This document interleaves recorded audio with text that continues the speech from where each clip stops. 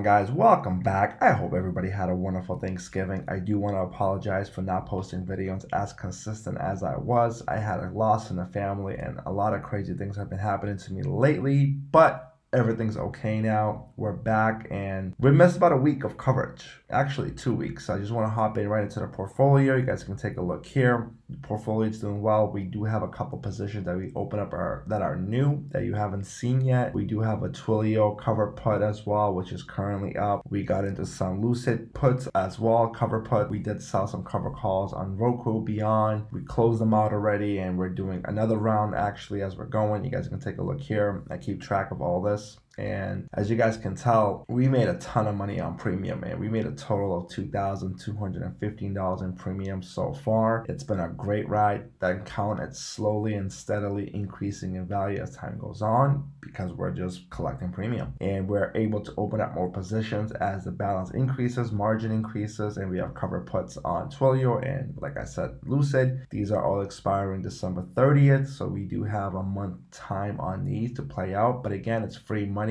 as in we're not paying margin to hold these contracts. We're actually getting paid and reducing our margin cost. So another $600 to $700 in premium money that's coming in, which is well over 10% on our money that we're using. So it's great. That's going on. The market itself has been incredibly frustrating. As you guys know, the market just chops around. Today, everything looked really bad, looked good, and then you had this big sell-off and intraday kind of climbed up. Nothing too crazy. The week has been incredibly frustrating. Yes, there is money to be made on the downside, again, if you're consistently holding. However, you are paying a high premium for these puts, which means that the moves are not big enough for you to actually make money on. You're just kind of keeping up with data as time goes on. Again, it's just been really incredibly difficult to trade this market. Opportunity is very slim to none. Just take a look here. I mean, everything pretty much closed pretty flat. Nothing too crazy. If you bought calls on certain things, you made money.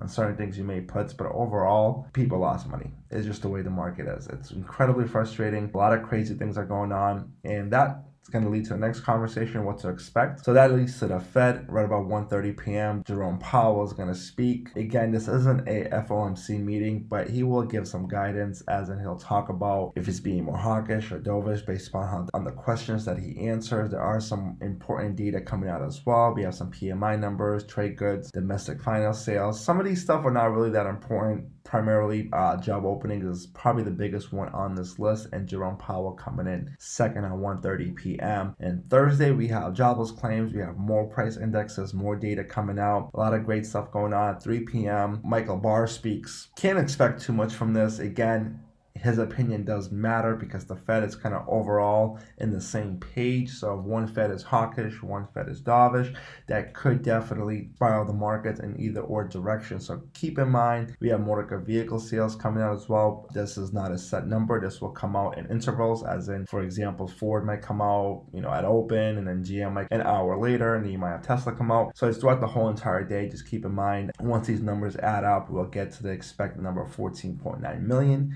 But we'll see. So again, calls on certain numbers, such as Tesla calls, stuff like that, be advised, it could go either or. So keep in mind on that. Friday, not much happening, so let's see what happens in that aspect on it. And overall, the portfolio has been grinding up slowly. I do want to mention that we did lose on our 18th play, so we did lose the streak. We had 17 out of 17, if you guys remember, and the DIA put, I cut it at a loss. I believe it was around 70% loss on that play. I cut it. The market did not support that play at all. So was I right or was I wrong? I'm not sure yet. Again, the Dow still seems to be the strongest out of the sectors that I'm looking at compared to the S&P or the NASDAQ. The Dow is just still on leading. You have banks and safety names that are doing incredibly well. Today was a little bit of a softer day, but as you guys can tell, the NASDAQ lost 0.76%, the S&P 0.17%, and the Dow basically flat on the day. So guys, it's tough out there. Be smart about your money, as in be patient. Start learning premium selling. This is great. It doesn't matter what the market does. If the market goes up or down, we're still going to be consistently profitable.